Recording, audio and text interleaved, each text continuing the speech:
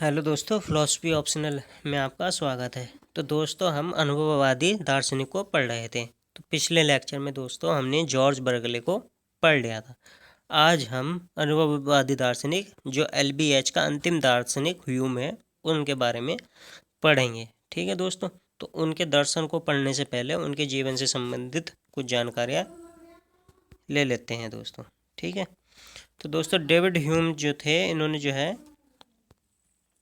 अध्यात्मवाद को या अनुभववाद को आगे बढ़ाया। ठीक है, तो दोस्तों इनके बारे में कहा जाता है कि भाई दर्शन शास्त्र को जो है अंधकार के गर्त में लाकर जो है इन्होंने ढकेल दिया। क्यों कहा जाता है? क्योंकि दोस्तों ये ना तो ईश्वर की सत्ता को स्वीकार करते हैं, न जड़ पदार्थ की सत्ता को स्वीकार करते हैं, न आत्म तत्व की जो है सत्ता को स्वीकार करते हैं। इसलिए जो है इन्हें कहा जाता है कि भाई इन्होंने जो दर्शन शास्त्र को अंधकार में या अंधकार के गर्त में लाकर ढकेल दिया। ठीक है दोस्तों, क्योंकि जो दोस्तों पहले अनुभववादी दार्शनिक जैसे जॉन लॉक हो गया, बर्कले हो गया, ये ईश्वर की सत्ता को स्वीकार करते हैं, आत्म तत्व या आत्मा की सत्ता को स्वीकार करते हैं। लॉक यहाँ तक कि जड़ पदार्थ की सत्ता को स्वीकार करता है, वहीं बर्कले जो है जड़ पदार्थ की सत्ता का खंडन करता है। ठीक है दोस्तों, फिर जो है इनका जन्म कहाँ हुआ था? ब्रिटेन में हुआ था। ठीक है दोस्तों, और अनुभववाद को जो है इन्होंने बिल्कुल चरम परिणति पर ला दिया। ठीक है, क्यों ला दिया? क्योंकि इन्होंने ईश्वर का भी खंडन कर दिया, आत्मा का भी खंडन कर दिया। ठीक है, तो इनके बारे में ये कहा जाता है कि भाई ह्यूम ने जितनी भी शैतानी की है, ठीक है, उसका आधार क्या? ह्यूम है। ठीक है, ह्यूम ने ही जो है उन्हें जो है दोस्तों प्रेरित किया था। ठीक है, तो इसलिए इनके बारे में कहा जाता है कि भाई ह्यूम जो है ने जितनी भी जो है शैतानी की है उसके जिम्मेदार केवल और केवल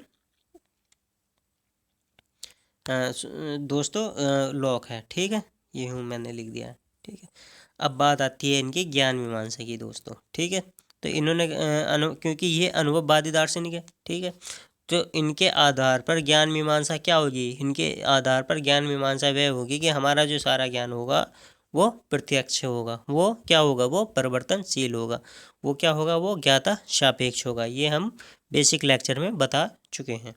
तो दोस्तों इन्होंने कहा कि भाई हमारा जो ज्ञान है वो प्रत्यक्ष होता है। ठीक है, क्योंकि अनुभववाद दार्शनिक है। और प्रत्यक्ष में हमें क्या होता है दोस्तों? प्रत्यक्ष में हमें जो है इनका कहने का मतलब ये है कि प्रत्यक्ष जो होता है हमें संस्कार के रूप में होता है। तो दोस्तों इनके जो है दर्शन में संस्कार और प्रत्यय, ये संस्कार जो है नई चीज़ आती है। नई चीज़ नहीं है दोस्तों, ये इनके दर्शन में नई चीज़ आती है। बाकी इसका जो है पहले भी इस्तेमाल हो चुका है। ठीक है, जैसे कि बौद्ध दर्शन में भी है जो है संस्कार या संस्कार की जगह वे प्रत्यय को स्वीकार करते हैं, उसे जो है मानते हैं। तो दोस्तों हम पहले देख लेते हैं कि संस्कार और प्रत्यय क्या है इनके दर्शन में। ठीक है, तो दोस्तों हम बात करते हैं संस्कार की, या इम्प्रेजन इसे ये कहते हैं। ठीक है, तो ये क्या कहते हैं? भाई हमारे जो संस्कार होते हैं वे क्या होते हैं? वे गुणों के संस्कार होते हैं। जैसे कि हम देखते हैं ठंडापन का संस्कार हो गया है, ठोसपन का संस्कार हो गया। ठीक है, तो दोस्तों जब हम अनुभव करते हैं तो हमें सबसे पहले संस्कार प्राप्त होते हैं। ठीक है दोस्तों, इन्होंने जब संवेदन जो हमें प्राप्त होती है वो संस्कार है, इनके अनुसार वे संस्कार है। ठीक है, यानी कि जब हम बाह्य जगत में हमारा संपर्क होगा तो वो क्या, हमें संस्कार मिलेंगे। ठीक है, संस्कार वे होते हैं दोस्तों जब मन वहाँ पर निष्क्रिय होता है, जो सबसे पहले हमारे मन में आते हैं। जैसे टेबल को हमने देखा अचानक से, तो हमारे अंदर एक मन में जो है टेबल आ गई, उसमें हमारा मन क्या, निष्क्रिय था, हमने उसमें कोई जोड़ गुणा नहीं किया, तो उन्हें जो है ये संस्कार कहते हैं। तो ये दोस्तों सब सजीव होते हैं। सजीव क्यों होते हैं? क्योंकि ये जैसे हमारे ये प्रत्यक्ष से हमें प्राप्त होते हैं। जैसे ही हमें वस्तु देख के हमें तुरंत उसका जो आभास हो जाता है वो, तो इसलिए वे वस्तु की तरह सजीव होते हैं। ठीक है, और दोस्तों जैसे ये आते हैं तो ये मन में बहुत तेज़ी से आते हैं। ये इसके टाइम आने के टाइम में, जो संस्कार के आने के टाइम में जो है मन निष्क्रिय होता है। तो हम बात करते हैं इनके संस्कार की। तो दोस्तों संस्कार क्या है? इनके अनुसार जो संस्कार हैं जब हम प्रत्यक्ष करते हैं तो सबसे पहले हमारे मन में आते हैं, उन्हें वे संस्कार कहते हैं। और जब संस्कार के बाद जब हम उनका स्मरण करते हैं तो उसे वे प्रत्यय कहते हैं। जैसे कि पैर में कांटा चुभने पर जो हमें एकदम सी चुभन होती है, वो उसे क्या कहते हैं? उसे संस्कार ही कहते हैं। ठीक है, और जब हम इस बात का देखते हैं कि हम अनुभव करते हैं कि भाई पैर में कांटा चुभ, हमारे पैर में अगर कांटा नहीं चुभा है मगर हम अनुभव करते हैं कि भाई पैर में कांटा चुभने पर जो है दुख होता है, तो वो क्या होता है, वो प्रत्यय होता है। वो किस पर आधारित रहता है, वो संस्कार की, क्योंकि संस्कार से जो है हमें अनुभव हो चुका है। ठीक है, तो प्रत्यय क्या है, केवल जो है उसका स्मरण मात्र है। जो मेन चीज़ है यहाँ पर संस्कार है। ठीक है, तो दोस्तों इन्होंने कहा है कि भाई हमारा जो ज्ञान होता है वो संस्कार से मिलता है। ठीक है, संस्कार से और प्रत्यय से। ठीक है, तो दोस्तों इन्होंने जो है दो तरह के संस्कार माने, एक तो बाह्य संस्कार, एक आंतरिक संस्कार। तो बाह्य संस्कार क्या होता है, जैसे देखना सुनना, ये बाह्य संस्कार होते हैं। और दोस्तों आंतरिक संस्कार जो होते हैं वे होते हैं घृणा करना, क्रोध करना, इन्हें ये आंतरिक संस्कार कहते हैं दोस्तों। ठीक है, तो ये बात हो गई संस्कार की। अब बात आती है आइडियाज। तो दोस्तों आइडिया क्या होते हैं, ये आइडिया क्या होते हैं, ये संस्कार के जो धुंधले प्रतिबिंब होते हैं। यानी कि जो संस्कार है, ठीक है, उसका जो है एक तरह से हम कह सकते हैं उसका प्रतिरूप ही जो है प्रत्यय है। मतलब पहले संस्कार मिलेंगे और जो उसका जो स्मरण होता है वो प्रत्यय होता है। ठीक है, जैसे कि एग्जाम्पल, हमने डायरेक्टली अगर आग में हाथ दिया तो वह हाथ जल जाता है, उसे हम क्या कहते हैं, संस्कार करते हैं। मगर जब हम आग को देखेंगे और हम अनुभव करेंगे भाई आग में हाथ डालते हैं तो हाथ जल जाता है, ये क्या है, ये प्रत्यय है। ये क्या द्वितीयक है, द्वितीयक ज्ञान होता है। और प्राथमिक ज्ञान जो होता है वो संस्कार का ज्ञान होता है। ठीक है दोस्तों, तो संस्कार से जो है प्रत्यय का निर्माण होता है। ठीक है, तो ह्यूम अनुभववादी दार्शनिक है, उन्होंने जो है ज्ञान के अपने ज्ञान मीमांसा के सिद्धांत के तहत उन्होंने बताया कि हमारा ज्ञान क्या संस्कार से और प्रत्यय से मिलता है। ठीक है, और अनुभव से जो हमें सबसे पहले क्या मिलता है, संस्कार मिलता है, और फिर संस्कार से जो है हमारा प्रत्यय का निर्माण होता है। ठीक है दोस्तों, अब बात आती है संस्कार और प्रत्यय में अंतर क्या है, एक बार और देख लेते हैं हम दोस्तों। ठीक है, तो दोस्तों संस्कार क्या है, संस्कार जो है प्राथमिक है, ये हमने भी देखा है। और प्रत्यय क्या होते हैं, प्रत्यय जो है संस्कार से बनते हैं। ये क्या होते हैं, ये दोस्तों द्वितीयक होते हैं, गुण होते हैं। ठीक है, संस्कार से जो है प्रत्यय का निर्माण होता है। ठीक है, फिर एक आपत्ति ये भी लगाई जाती है इनके पास में कि भाई संस्कार से हमारे प्रत्यय होते हैं, प्रत्यय बनते हैं। तो अगर मगर हमारे जो दिमाग में कुछ ऐसे प्रत्यय होते हैं जिनका हमें संस्कार ही नहीं होता, तो फिर उनका निर्माण कैसे होता है। ठीक है, तो जैसे कि सोने की सड़क, ये क्या हम इसका जो है अनुभव नहीं कर सकते, इसका हमें संस्कार नहीं मिल सकता, मगर हमारे मन में जो है सोने की सड़क का प्रत्यय होता है। तो इन्होंने कहा कि भाई जो ये हमारे मन में जो सोने का जो सड़क का जो प्रत्यय आ रहा है, ये क्या है, ये जो है अलग अलग संस्कार को जब हम जोड़ देते हैं तब जो है हमारा ये कॉम्प्लेक्स प्रत्यय बनता है। हम कहीं से सोने की सड़क का माइंड में ले आते हैं, और ठीक है, और सोने को अलग से ले आते हैं और सड़क को अलग लेकर आ जाते हैं और उन्हें जोड़ देते हैं। ठीक है, तो जो है ये कॉम्प्लेक्स प्रत्यय है, ये संस्कार के जो प्राथमिक प्रत्यय हैं उनको जोड़कर बनता है। ठीक है, तो दोस्तों इनका कहने का मतलब ये है कि प्रत्यय जो है ये क्या है, ये हमारी कल्पना के द्वारा जोड़कर जो है कॉम्प्लेक्स प्रत्यय बनाते हैं। अलग अलग प्रत्यय जोड़ लेते हैं, जैसे सोना का प्रत्यय इन्होंने जोड़ लिया, जो सोने का हमें संस्कार मिला है वो सोना है, उसका सेकंड जो द्वितीय गुण क्या हो गया, वो प्रत्यय हो गया, सोने का प्रत्यय।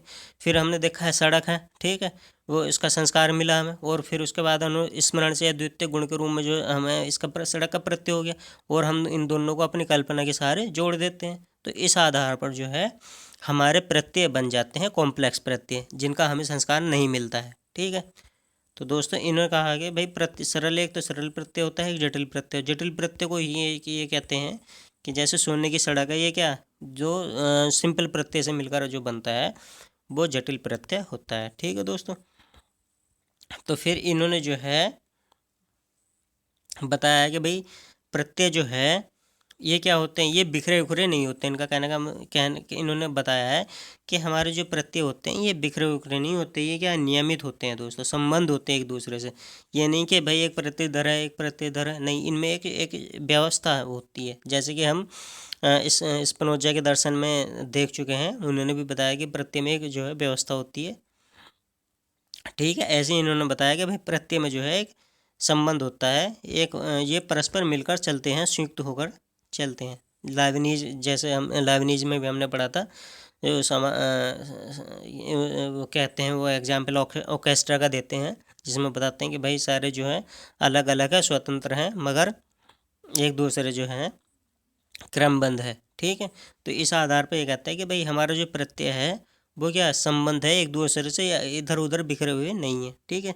तो उसके लिए संबंध, उनमें जो संबंध है, उनमें जो व्यवस्था है, उसके लिए वे 3-4 तर्क देते हैं। तो उनमें बताते हैं कि भाई प्रत्येक जो प्रत्यय है वो सादृश्य का साचार्य है, मतलब एक प्रत्यय को देखकर जो है हम दूसरे का स्मरण कर सकते हैं। इनमें इतनी नियमितता है कि हम एक प्रत्यय का जो है देखकर दूसरे प्रत्यय का जो है स्मरण कर सकते हैं। जैसे कि आप किसी के मित्र को देखकर जो है अपने मित्र की जो है कल्पना या अपने मित्र का स्मरण करते हैं। तो इसे जो है ये कहते हैं कि भाई इनमें जो है सादृश्य का जो है सहचार्य होता है, ये जो है एक दूसरे से सहचार्य रूप में रहते हैं। फिर दोस्तों इन्होंने एक एग्जाम्पल दिया है भाई कि इनमें जो कालगत एवं देशगत साचार्य होती है। जैसे कि दो घटनाएं होती हैं जो एक काल में और एक ही समय घटित होती हैं, तो हमें दूसरी घटना जो है वो स्मृत हो जाती है। जैसे जब हम 1947 की बात करते हैं तो हमारे मन में जो है भारत की आज़ादी की जो कल्पना है वो सामने आ जाती है। मतलब 1947 का जो प्रत्यय है वो हमें जो है भारत की आज़ादी के प्रत्यय के याद दिला देता है, स्मरण करा देता है, ठीक है। फिर दोस्तों इनमें कारण कार्य सहचार्य नियम होता है, ठीक है। तो दोस्तों ह्यूम जो है कारण कार्य नियम को स्वीकार नहीं करते हैं, ठीक है, क्योंकि कारण कार्य नियम में जो है अनिवार्य संबंध होता है। अनिवार्य संबंध क्या होगा, वो सार्वभौमिक और निश्चित होगा, जो इसलिए जो है वो अनुभववाद के सापेक्ष नहीं होगा। इसलिए जो है इन्होंने कहा कि भाई इनमें सहचार्य होती है, ठीक है, इनमें जो है व्यवस्था होती है, ठीक है। इनमें सहचार्य ऐसी होती है कि जैसे कि हम घाव को देखेंगे तो हमें जो है दर्द की अनुभूति होती है, ठीक है। तो इनमें जो है कारण कार्य सहचार्य भी होता है, इनमें कालगत एवं देश का सहचार्य होता है और सादृश्य का सहचार्य होता है। तो इस आधार पर दोस्तों ये प्रत्यय को जटिल प्रत्यय और सरल प्रत्यय के रूप में स्वीकार करते हैं, और प्रत्यय में जो है एक व्यवस्था को या एक संबंधता को स्थापित करते हैं। और प्रत्यय जो है ये द्वितीय गुण होते हैं जिनका निर्माण जो संस्कार से होता है, ठीक है दोस्तों। और फिर इन्होंने कहा कि भाई कुछ प्रत्यय ऐसे होते हैं जो हमें संस्कार से नहीं मिलते हैं। तो इन्होंने कहा कि भाई ये मिलते तो संस्कार से ही हैं, मगर हमारी जो कल्पना शक्ति है वो उन्हें जोड़ लेती है, ठीक है, जो हमें जो है इसलिए इस आधार पर जो है हमें उनका संस्कार नहीं मिलता, जैसे हमने अभी बताया कि सोने की सड़क, ठीक है दोस्तों। फिर हम बात करते हैं ह्यूम ने जो है, हमने पहले बता दिया है कि इन्होंने बाह्य जगत का भी खंडन कर दिया। लॉक ने बाह्य जगत या जड़ पदार्थ की सत्ता स्वीकार की थी, लेकिन बर्कले ने जो है जड़ पदार्थ की और या बाह्य जगत की सत्ता का खंडन कर दिया था। उन्होंने जो है प्राथमिक गुण को द्वितीय गुण मान लिया था, ठीक है, और नैतिकता के आधार पर जो है जड़ पदार्थ का खंडन कर दिया था। और इन्होंने जो है सीमित असीमित सत्ता के आधार पर जो है जड़ पदार्थ का खंडन कर दिया था बर्कले ने। और इन्होंने लॉक ने भी जो है या ह्यूम ने जो है जड़ पदार्थ का खंडन किया है। फिर दोस्तों इन्होंने जो है आत्मा का भी खंडन कर दिया है, ठीक है। मगर लॉक और ह्यूम दोनों ने जो है आत्मा की सत्ता को स्वीकार किया था। फिर दोस्तों इन्होंने जो है ईश्वर का भी खंडन किया है। इन्होंने कहा कि भाई ईश्वर का अनुभव नहीं होता, कोई संस्कार नहीं मिलता, इसलिए जो है ईश्वर की सत्ता नहीं है। तो दोस्तों अब हम एक एक करके इनके जो है इन्होंने कैसे कैसे उसका खंडन किया है उसके बारे में डिस्कस कर लेते हैं, ठीक है दोस्तों। तो दोस्तों बात आती है सबसे पहले जड़ पदार्थ की बात। तो दोस्तों ये अनुभववादी दार्शनिक है, ठीक है, जिसका अनुभव होगा उसी की सत्ता को स्वीकार करते हैं, ठीक है। तो दोस्तों इन्होंने कहा कि भाई जब हम अनुभव करते हैं हमें क्या मिलता है, हमें संस्कार मिलता है, संस्कार मिलता है, हमें कोई जड़ पदार्थ की सत्ता हमें नहीं मिलती। तो हम जब जैसे हमारा इंद्रियों का संपर्क बाह्य जगत में होगा तो हमें क्या मिलेगा, या तो गुण मिलेंगे या हमें स्वाद मिलेगा, ठीक है, या हमें स्पर्श मिलेगा, कोई हार्ड चीज़ मिलेगी, ये क्या मिलेगी, ये हमें गुण मिलेंगे, और गुण को ही ये क्या कहते हैं, संस्कार कहते हैं, ठीक है। तो बाह्य जगत में जो है जड़ पदार्थ है नहीं है। बाह्य जगत किससे बना हुआ है, संस्कारों से मिलकर बना है। संस्कार किसके, गुणों के। तो गुणों के संस्कारों से जो है जगत मिला हुआ है। बाह्य जगत में जो है हमें वस्तु नज़र नहीं आती, क्योंकि दोस्तों अनुभववादी दार्शनिक है, ठीक है, जिसका अनुभव होगा उसी की सत्ता स्वीकार करेंगे। जैसे कि हम एक बार छूते हैं तो हमें ठोस लगती है कि हम अनुभव किसका हुआ है, एक चीज़ का हुआ है, पूरी कॉम्प्लेक्स वस्तु का अनुभव नहीं हुआ है, ठीक है। हम जो है एक बार में केवल एक ही चीज़ को देख सकते हैं, ठीक है। तो इनके आधार पर इन्होंने कहा कि भाई जड़ जगत है ही नहीं, क्या ये जो जगत है क्या संस्कारों का जगत है, गुणों के संस्कार है इस जगत में है। और ये संस्कार जो है इतने ज़्यादा व्यवस्थित है, इतने ज़्यादा जो है एक दूसरे के क्लोज हैं कि हमें जो है जड़ पदार्थ नज़र आता है, ठीक है। तो दोस्तों ये आक्षेप लगाया जाता है कि जब भाई बाह्य जगत जो है संस्कारों का है, तो फिर हमें जो है जड़ ये वस्तुएं क्यों दिखाई देती है, बाह्य जगत क्यों दिखाई देता है। तो इन्होंने कहा कि भाई ये संस्कार जो हैं, ये जो गुणों के संस्कार हैं, ये इतने नज़दीक होते हैं, इतने आपस में जुड़े हुए होते हैं कि हमें जो है जड़ पदार्थ के रूप में दिखाई देते हैं। जैसे कि दोस्तों हम कैमरे में या जो हमारी वीडियो होती है वो जब बनती है वो क्या होती है, वो कई हम जब देखते हैं तो वो सीक्वेंस में चलती हुई दिखाई देती है, मगर वास्तव में रियलिटी में क्या होता है, रियलिटी में ये होता है कि जो वीडियो जो होती है वो कई सारे जो है स्क्रीनशॉट ही होते हैं और उनमें जो इतनी ज़्यादा तेज़ी होती है कि वे हमें चलते हुए दिखाई देते हैं, एक मूवी चलती हुई दिखाई देती है। वास्तव में जो है वो क्या होता है, वो कई सारे चित्र एक साथ खिंचे हुए होते हैं, ठीक है। उनमें सादृश्य इतनी होती है कि वे हमें चलते हुए दिखाई देते हैं, ठीक है। तो इसी आधार पर ये कहते हैं कि भाई बाह्य जगत में जो है जब हम अनुभव करते हैं हमें संस्कार का अनुभव मिलता है, ठीक है। संस्कार के अलावा बाह्य जगत में है ही नहीं, तो फिर जो हमें जो जड़ जगत क्यों दिखाई देता है। तो इन्होंने कहा कि भाई जड़ जगत इसलिए दिखाई देता है क्योंकि ये संस्कार जो है, ये गुण जो है एक दूसरे से इतने ज़्यादा क्लोज रहते हैं कि हमें जो है जड़ पदार्थ का अनुभव होता है, ठीक है दोस्तों। फिर इसके बाद इन्होंने जो है आत्मा की सत्ता का खंडन किया है दोस्तों, ठीक है। तो ह्यूम तो आत्मा को जो है स्वयं सिद्ध मानते हैं, ठीक है। तो फिर देखते हैं दोस्तों आत्मा क्या चीज़ है। तो आत्मा क्या है दोस्तों, आत्मा जो है हमारी चेतना का आधार है, हमारे सारे सुख दुख विचार उचार क्या होते हैं वो आत्मा पर आते हैं, ऐसा माना जाता है, ठीक है। जैसे दुख का संस्कार, सुख का संस्कार। तो दोस्तों इन्होंने कहा कि भाई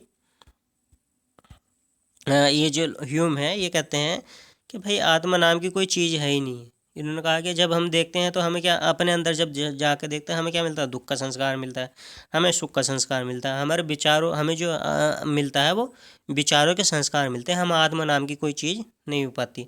फिर दोस्तों इन पर आक्षेप लगाया जाता है जब हमारे दुख का संस्कार मिलता है, सुख का संस्कार मिलता है, तो हमें आत्मा जैसी चीज़ क्यों दिखाई देती है। इन्होंने कहा कि भाई आत्मा जो है हमारे संस्कारों का बंडल है, जैसे कहीं सुख है उनका बंडल है, दुख का बंडल है। तो ये इन्होंने कहा कि भाई आत्मा नाम की कोई चीज़ नहीं है, आत्मा को जो है हम संस्कारों के बंडल के रूप में मान सकते हैं। जैसे कि इन्होंने बाह्य पदार्थ को कहा है कि भाई बाह्य पदार्थ में जो है संस्कार है, गुणों के संस्कार है, मगर वे इतने ज़्यादा क्लोज है कि वे हमें जड़ पदार्थ नजर आते हैं। ऐसे इन्होंने कहा कि भाई जो हमारे अंदर जो आत्मा है वो आत्मा है ही नहीं, वो क्या हमारे संस्कार सुख दुख के जो है बंडल है, ये इतनी तेज गति से हम आते हैं, हमारे मन में आते हैं कि हमें जो है आत्मा जैसी चीज़ सत्ता अनुभव होती है, वास्तव में आत्मा नहीं है, ठीक है।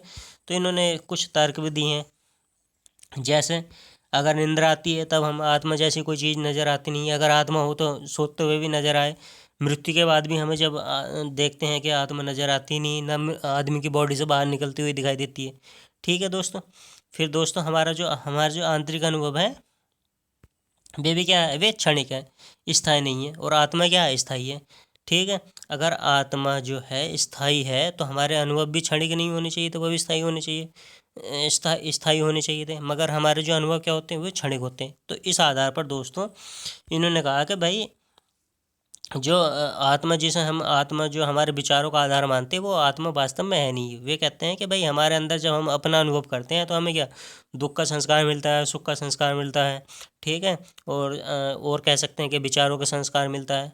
तो दोस्तों इन्होंने कहा कि भाई ये संस्कार ही है, जो आत्मा है क्या, ये संस्कारों का बंडल है। ये संस्कार इतनी तेज़ी से आते हैं कि हमें लगता है कि भाई कोई आत्मा नाम की चीज़ है, ठीक है। फिर इसी आधार पर जो है बता दिया है कि भाई निंद्रा में जो आत्मा हमें नज़र नहीं आती, मृत्यु में जो है हमें आत्मा नज़र नहीं आती है।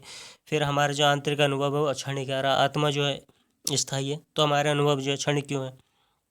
तो दोस्तों इन्होंने कहा कि भाई ये हमें आत्मा दिखाई क्यों देती है, फिर इसका हमारे भ्रम का कारण क्या है। तो इन्होंने कहा भाई आत्मा संस्कारों का बंडल है, ठीक है, और इन संस्कारों में इतनी समरूपता समन्वय होता है, ठीक है, इतना समन्वय होता है कि ये जो है हमें आत्मा की तरह नज़र आती है, ठीक है। आत्मा क्या है, इन्होंने कहा कि भाई आत्मा जो है रंगमंच के समान है, ठीक है। रंगमंच का मतलब ये है कि जैसे कोई नाटक होता है उसमें प्रत्येक व्यक्ति आता है और अपना जो है प्रदर्शन करके चला जाता है। इसी आधार पर जो है ये आत्मा को कहते हैं कि भाई आत्मा जो रंगमंच के समान है, ये कोई जो है अपना स्थायी अस्तित्व इनका नहीं है आत्मा का। ठीक है, तो दोस्तों इनके आत्मा की जो बात हम बौद्ध दर्शन के समानता के आधार पर करते हैं। ये भी दोस्तों बौद्ध दर्शन को अनात्मवाद कहा जाता है। ये भी जो है किसी स्वतंत्र स्थायी आत्मा की सत्ता को स्वीकार नहीं करते हैं। ठीक है, ये कहते हैं कि भाई आत्मा क्या है। इन्होंने आत्मा को जो है रूप, वेदना, संज्ञा, संस्कार और विज्ञान इनका जो है संघात मानना है। इन्होंने जो है जो हमारे पारंपरिक भारतीय दर्शन में आत्मा की जो अस्तित्व की बात की जाती है, आत्मा को ज्ञाता, कर्ता, भोक्ता, अजर, अमर माना जाता है। बौद्ध दर्शन जो है ऐसी आत्मा की सत्ता को स्वीकार नहीं करते। वे कहते हैं कि भाई आत्मा क्या है, इन 5 स्कंधों का संघात है। ठीक है, तो इस आधार पर जो है इनका दर्शन जो है आत्मा के आधार पर बौद्ध दर्शन से मिलता है। तो दोस्तों इन्होंने जो है आत्मा का खंडन कर दिया, जड़ पदार्थ का खंडन कर दिया। ठीक है, अब दोस्तों ये ईश्वर की सत्ता को भी खंडित करते हैं। ठीक है, तो दोस्तों इससे पहले जो है ईश्वर की सत्ता को लॉक ने स्वीकार किया। ठीक है, इन्होंने जो है ईश्वर को क्या मानना है। ठीक है, इन्होंने जो है ईश्वर की सत्ता को स्वीकार करने के लिए जगत के कारण के रूप में ईश्वर की सत्ता को मानना था लॉक ने, क्योंकि भाई जगत में इतनी व्यवस्था है, इस जगत का कोई निर्माता होना चाहिए, कोई असीमित शक्ति ही इसका जो निर्माण कर सकती है। तो इसका आधार क्या हो सकता है, असीमित शक्ति ईश्वर हो सकती है। तो इस आधार पर जो है लोक ने ईश्वर की सत्ता को स्वीकार किया। तो दोस्तों बर्कले ने भी जो है ईश्वर की सत्ता को स्वीकार किया है। ठीक है, क्योंकि ये जो है हमारे प्रत्यय का निर्माता है। इन्होंने कहा था कि भाई हमारे जो सारे प्रत्यय है, जो वस्तु दिखाई देती है, प्रत्यय से मिली बनी होती है, और ये प्रत्यय जो है ईश्वर के द्वारा बने हुए हैं। तो इस आधार पर जो है इन्होंने जो है बर्कले ने भी जो है प्रत्यय के आधार पर ईश्वर की सत्ता को स्वीकार किया है। और लोक ने भी, जो दोनों दोस्तों अनुभववादी दार्शनिक है, क्योंकि अनुभव में जो है ये माना जाता है कि भाई जिसका अनुभव उसी की सत्ता होनी चाहिए। मगर इन्होंने जो है ईश्वर का अनुभव ना होने के बाद भी ईश्वर की सत्ता को स्वीकार किया। तो इस जो ह्यूम जो है वो इसका जो है किस आधार पर खंडन करते हैं, अब देखते हैं दोस्तों। तो इन्होंने कहा कि भाई हम जब अनुभव करते हैं हमें क्या होता है, संस्कारों का अनुभव होता है। जैसे हम जड़ पदार्थ में हम बता चुके हैं कि भाई हम हमारे इंद्रियों के संपर्क होता है तो हमें संस्कार मिलते हैं, गुणों के संस्कार मिलते हैं। ठीक है, सबसे पहले तो उन्होंने कहा कि भाई जो है ईश्वर है, अगर ईश्वर की सत्ता होती तो हमें जो है ईश्वर का संस्कार मिलता। मगर हम देखते हैं कि हमें जो है ईश्वर का संस्कार मिलता ही नहीं जब हम अनुभव करते हैं। तो दोस्तों इन्होंने कहा कि भाई जिसका अगर संस्कार है तो उसकी सत्ता है, और जिसका संस्कार नहीं है तो उसकी जो है सत्ता नहीं है।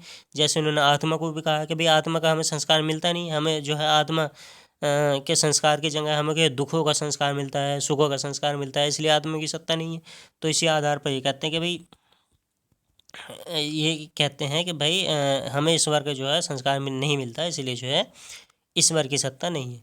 तो दोस्तों इसमें जो है ये माना जाता है कि जगत के कारण के रूप में जो है ईश्वर की सत्ता स्वीकार की जाती है। जैसे कि लोग ने माना है कि भाई इस जगत का कोई कारण होना चाहिए, वही कारण ईश्वर है। तो इन्होंने कहा कि भाई ये कारण कार्य जो सिद्धांत है ये गलत है, क्योंकि कार्य कारण सिद्धांत में जो है अनिवार्यता वाला संबंध होता है। इन्होंने कहा कि भाई अनिवार्यता, सार्वभौमिकता जो है वो अनुभववाद की संगत नहीं है। ठीक है दोस्त, तो दोस्तों इन्होंने जो है कारणता के सिद्धांत का भी खंडन किया है। ठीक है, तो दोस्तों इन्होंने एक ईश्वर को जो है प्रयोजन मूलक सिद्धांत के आधार पर माना जाता है। इसमें यह कहा जाता है कि भाई जो ईश्वर है ये इसने जो है जगत को बनाया है। क्यों बनाया है, क्योंकि इस जगत में जो इतनी व्यवस्था है, सुव्यवस्था है, इसका कोई निर्माता जो है कोई सर्वशक्तिमान सत्ता होनी चाहिए, क्योंकि इतना सामंजस्य है विश्व में, वो कोई बहुत बड़ा ज्ञानी होगा। और इसी आधार पर जो है वे प्रयोजन मूलक तर्क के आधार पर ईश्वर की सत्ता को स्वीकार करते हैं। तो दोस्तों इन्होंने कहा कि भाई पर ह्यूम ने कहा कि भाई ऐसा नहीं है कि ये जो विश्व है ये पूरी तरह व्यवस्थित है। इस जो विश्व में है अनेक दुखों को हम देखते हैं, कोई मर रहा है, कोई जलकर मर रहा है, कोई रोग से मर रहा है। तो इसलिए जो है इन्होंने कहा कि भाई ये विश्व में जो है कोई प्रयोजन नहीं है, कोई व्यवस्था नहीं है, इसलिए जो है ईश्वर की सत्ता नहीं है। इन्होंने कहा कि भाई हम इस जगत को या विश्व को प्रकृति के आधार पर जो है स्वीकार कर सकते हैं, बाकी ईश्वर के आधार पर हम इस विश्व को स्वीकार नहीं कर सकते। तो दोस्तों अब हम जब देखते हैं ये कि जड़ पदार्थ की सत्ता को अस्वीकार करते हैं, ठीक है, और ईश्वर की सत्ता को भी जो है अस्वीकार करते हैं, तो क्या अनुभव जो ह्यूम है वो नास्तिक है, क्योंकि ये ईश्वर की सत्ता को स्वीकार ही नहीं करते। तो दोस्तों इन्होंने कहा है कि भाई हम ईश्वर को जो है तर्क द्वारा जो है सिद्ध नहीं कर सकते, मगर हम नैतिकता के आधार पर जो है ईश्वर को स्वीकार कर सकते हैं, ठीक है। इस विश्व में नैतिकता को बनाए रखने के लिए हम ईश्वर को स्वीकार कर सकते हैं, और ये हमारे लिए जो है हमारे नैतिक जीवन के लिए बहुत ज़्यादा जरूरी भी है, मगर हम तर्क के आधार पर ईश्वर को स्वीकार नहीं कर सकते, ठीक है। तो दोस्तों इन्होंने जो है कारणता के आधार पर कारणता का भी खंडन किया है, ठीक है, क्योंकि कारणता के आधार पर जो है ईश्वर की सत्ता स्थापित की है पहले दार्शनिकों ने, ठीक है। तो इन्होंने जो कारणता का सिद्धांत का खंडन कैसे किया है, अब हम इसे देखते हैं। तो दोस्तों कारणता के सिद्धांत में जो है हम अगर आपको याद होगा तो अरस्तु वाले लेक्चर में ये बात बता चुके हैं, कारणता का सिद्धांत, ठीक है दोस्तों। तो कारणता के सिद्धांत में क्या माना जाता है कि भाई किसी जगत में जो है कोई भी चीज़ अकारण नहीं है, उसका कुछ ना कुछ कारण होता है। जैसे कि कोई ज्वालामुखी प्रक्रिया हुई है तो उसका कुछ ना कुछ कारण होता है। उसका कारण क्या होता है, जो मैग्मा है वो गर्म होकर बाहर निकलता है, ठीक है, तो उसका कारण मैग्मा है, ठीक है दोस्तों। तो इन्होंने कहा कि भाई कारण कार्य में क्या होता है, पूर्व अपर संबंध होता है। जैसे मैग्मा बना तो ज्वालामुखी प्रक्रिया हुई, तो इनमें पूर्व अपर संबंध होता है दोस्तों। इनमें जो है अनिवार्य संबंध भी होता है। जैसे कि मान लें मैग्मा बन गया है, तो वो जब मैग्मा बनाया तो बाहर पृथ्वी की सतह से बाहर निकलेगा, तो ज्वालामुखी प्रक्रिया होगी। तो इनमें जो है अनिवार्य संबंध होता है, ये कारणता के सिद्धांत में माना जाता है। और इनमें जो है दोस्तों देशिक और कालिक समीपता होती है, मतलब ये कारण कार्य जो है एक दूसरे से जो है नज़दीक होते हैं। जैसे जहाँ मैग्मा होगा वहीं ज्वालामुखी प्रक्रिया होगी। तो दोस्तों इन्होंने कहा कि भाई हमारा जो हम किस चीज़ को स्वीकार करेंगे, हम उसको स्वीकार करेंगे जिसका हमें संस्कार मिलता हो, ठीक है। और संस्कार क्या होते हैं दोस्तों, ये क्या होते हैं, ये परिवर्तनशील होते हैं, ठीक है। और हम लेकिन कारणता के सिद्धांत में क्या होता है, अनिवार्य संबंध होता है, ठीक है। तो दोस्तों संस्कार जो है परिवर्तनशील है, और कारणता में जो है अनिवार्यता रहती है, परिवर्तनशीलता नहीं रहती है। तो इस आधार पर इन्होंने कहा कि भाई जब संस्कारों में जो है अनिवार्यता नहीं है, तो इसलिए जो है कारणता का सिद्धांत भी जो है फिट नहीं बैठ सकता है, ठीक है। तो इस आधार पर जो है इन्होंने जो है कारणता के सिद्धांत को भी अस्वीकार कर दिया, ठीक है दोस्तों। तो इन्होंने जो है ईश्वर, आत्मा, कारणता के सिद्धांत और जड़ पदार्थ सबका खंडन कर दिया। तो फिर दोस्तों इनके बारे में कहा जाता है कि भाई क्या ह्यूम जो है संदेहवादी हैं, क्योंकि ये आत्मा की सत्ता को स्वीकार नहीं करते हैं, पदार्थ की सत्ता को भी स्वीकार नहीं करते हैं, और कारणता की सत्ता को स्वीकार नहीं करते हैं, और ईश्वर को भी नहीं स्वीकार करते हैं, ठीक है। तो दोस्तों ये कहते हैं भाई ये जो है इन्होंने कहा कि भाई ये जो है हमारे ज्ञान से परे हैं, ठीक है, इसलिए जो है ये हमारे लिए अज्ञ हैं। तो इसलिए दोस्तों इन्हें संदेहवादी की जगह अज्ञवादी कहा जाए तो वो ठीक है, ठीक है, क्योंकि ये मानते हैं कि भाई हमें इनका संस्कार ही नहीं पता, हमारा ज्ञान हमारे अनुभव के सापेक्ष है, जिसका अनुभव होगा उसकी सत्ता होगी, और ये हमारे अनुभव से परे हैं। तो इसलिए जो है हम इन्हें जो है स्वीकार नहीं कर सकते, ठीक है। अगर हमें इनका अनुभव होगा तो हम इसे स्वीकार कर लेंगे। तो इसलिए जो है इन्हें संदेहवादी कहने की जगह अज्ञवादी कहा जाए तो वो सही बैठता है। तो दोस्तों कुछ आक्षेप हैं, वैसे तो इन पर आक्षेप लगाए नहीं जा सकते, मगर फिर भी कुछ आक्षेप हैं। जैसे आत्मा को लेकर इनके कुछ आक्षेप हैं कि दोस्तों ये कहते हैं कि आत्मा है नहीं, मगर हम जब देखते हैं कि हम भविष्य की योजना भी बनाते हैं, भूतकाल की स्मृति भी रखते हैं, तो वो बिना किसी आत्मा के हो ही नहीं सकता, इसलिए जो है आत्मा की सत्ता है। इन्होंने आत्मा को स्वीकार ही नहीं किया। फिर दोस्तों हम देखते हैं हमें हमारा स्वयं का अनुभव है, हमें सुख दुख की अनुभूति होती है, तो इस आधार पर हम जो है आत्मा की सत्ता को स्वीकार कर सकते हैं। और दोस्तों हमारा व्यवहारिक जीवन है जो बिना आत्मा के चल ही नहीं सकता है, ठीक है। तो इस आधार पर जो है इन पर आक्षेप लगाए जाते हैं। तो दोस्तों ये जो थे अभी तक हमने LBH यानी कि अनुभववादी दार्शनिक लॉक बर्कले ह्यूम को पढ़ लिया है दोस्तों। अब हम नेक्स्ट लेक्चर में कांट और हीगल पर डिस्कस करेंगे। Thank you for watching.